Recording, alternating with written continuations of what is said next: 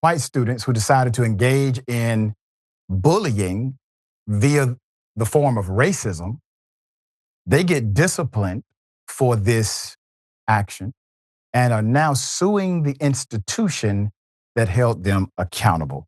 So white students sue after a racist prank gets them suspended. So according to Atlanta Black Star, an alleged incident of racial harassment against a black high school student in Virginia Beach last year has spawned 5 civil lawsuits by families of the white students involved who say they were unfairly branded as racist bullies and harshly disciplined for what they considered a harmless prank among friends.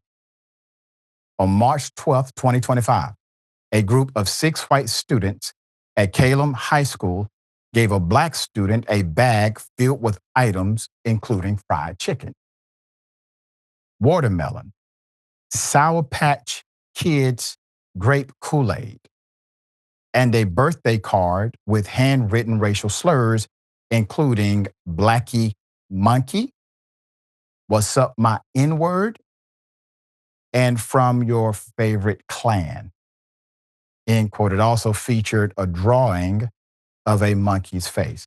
I don't think there's no ambiguity with anyone if that's racist. I don't think there's any ambiguity if that's bullying. And no one would argue whoever was behind it should be appropriately disciplined. Period. Period. The family's attorney argues it was all an ill-advised joke among friends. Now watch the defense. And that the alleged victim had asked his friends whom he socialized with on a regular basis and played basketball with to bring him fried chicken for his birthday and said he thought the card was funny. Video later obtained from the school's surveillance camera showed all of the students laughing and hugging in the hallway afterward, he said, quote, they gave their friend a birthday gift, and in hindsight, was it the smartest thing to do? No. But these are ninth graders, and ninth graders don't make the best judgment. So the context matters. Tim Anderson, the attorney representing the student plaintiffs, told 13 News Now. So according to the attorney, the young man, he wanted fried chicken, and he laughed about being called the N-word. So no harm, no foul. One, many times students go along because they know that if they go against the grain, it could create penalty for them. It's called peer pressure. It's called peer pressure. Number 2, just because another student who is perhaps the victim of bullying they don't stand up for themselves in that moment, doesn't mean the bullying did not take place. Number 3, if profanity is used and racial slurs are used, regardless of the response or reaction of the victim, those are still offenses in a school building, period. According to one of 2 federal defamation lawsuits filed on behalf of 4 of the white students in August and obtained by Atlanta Black Star, a teacher who witnessed the gift exchange reported what looked like insulting black stereotyping to a school resource officer, triggering school officials to interview the students involved and multiple witnesses.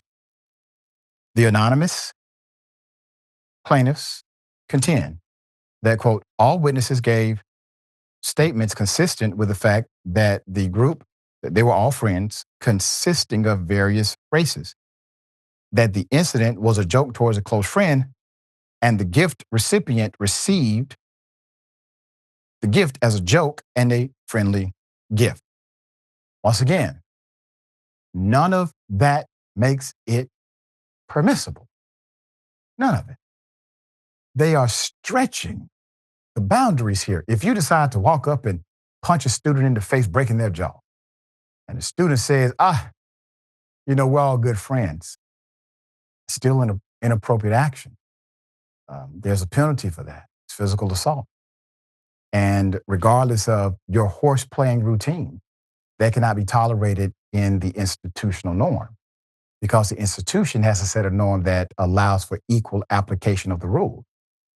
So if they don't punish you for racism, regardless of your context, how can they punish anybody for racism in any context? There's more. According to one of the two federal defamation lawsuits filed on behalf of four of the white students in August and obtained by Atlanta Black Star, a teacher who witnessed the gift exchange reported that it did look like it was black stereotyping once again. But in the initial investigative report by the school, a witness claimed the victim was actually not excited about the gifts and was overheard saying, quote, "You've got to be kidding me," end quote. The witness also said the victim did not seem to reciprocate the hug, probably being uncomfortable. In the same report, the victim gave a statement which said in part, quote, "What they handed me in the bag was black people food, pretty racist,"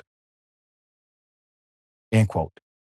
The report concluded that the students had violated the school's bullying and racial harassment policies, you don't say, and noted that the victim was a special education student in addition to that the incident had caused, quote, "extreme emotional trauma to the student and their family," and that his parents had asked for him to be placed in a different school. Within hours of the incident, Kellam High School principal Ryan Schubart was receiving concerned inquiries from the local NAACP, school board members, and other community members. The following day, Schubart sent an email to the school community that described the incident as an act of racial harassment and said the students who weren't named would be disciplined, quote, "to the fullest extent possible," end quote. The Virginia Beach Commonwealth Attorney's Office called the incident reprehensible in a statement, but said it did not rise to the level of crime under state law. There's more. All 6 of the white students were found by school board officials to have violated the district's racial bullying policy, which was noted on their permanent school records. And they received deferred long-term suspensions from the high school through October.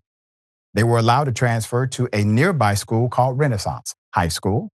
The students filed 5 different lawsuits in Virginia Beach Circuit Court in connection with the incident afterwards, including 3 petitions for judicial review relating to 3 student suspension, a $10 million defamation lawsuit filed on behalf of 3 students, and a $3 million defamation lawsuit filed on behalf of another. The 2 defamation suits were moved to federal court in August. The family of the black student involved has not made a legal claim. The 3 students in the $10 million lawsuit claimed that as a result of the principal's false and defamatory email and the news reports that followed, they were repeatedly threatened with harm, stalked and confronted by adult strangers, and suffered damage to their property. The students also suffered emotional distress and irreversible harm to their reputations within the community, according to the suit. The plaintiff's attorneys also said that the school refused to provide exculpatory evidence to the students' families prior to the hearing, including the school surveillance video of the incident, claiming that parents of all students in the video needed to give permission first. The plaintiffs say that's not so. And it usually is because of the nature of them all being minors. And this is not a judicial requirement. You have no subpoena for the record. Typically, that is true. The defendants in that case, Principal Schubart, Chief of Schools Matthew Delaney, and the Superintendent Ronald Robertson, argue that they did not defame or violate the equal protection rights of the disciplined students, who gave a chance to present witnesses and to defend themselves and could have appealed the hearing officer's decision. They also claim immunity from liability.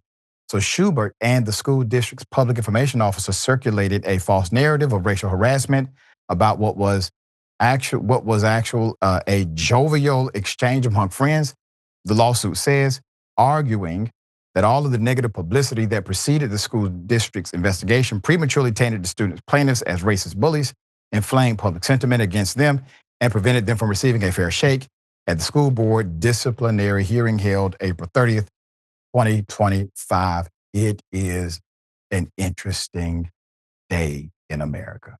All right, dear brother, what are your thoughts? I just can't believe that they're still doing this defense of, oh, they were just kids. I mean, I get why they do it. It's incredibly clever. It reminds me of when JD Vance said the same thing when that text thread was leaked from young Republican leaders that had some of the most racist stuff you could possibly imagine, even though it turned out that some of them were as old as like 40 something years old. But that didn't stop him from going, hey, it's no big deal. They're just kids. I remember being in high school and I remember being in the ninth grade. You're well aware of what is and is not racist in moments like that. And you can make better decisions. And excuse me, I do wonder if the parents that are bringing these lawsuits forward are some of the same parents that often say, hey, if you just do what you're told, nothing bad will happen. Because had these students just, not violated the racial bullying guidelines, and they wouldn't have gotten into this mess. But for some reason, when it's their kids, that's not as important, I guess. So this is an incredibly frustrating story. Yeah, there you go. We'll bring you updates as they develop. I'm sure this is not the only isolated case, ironically.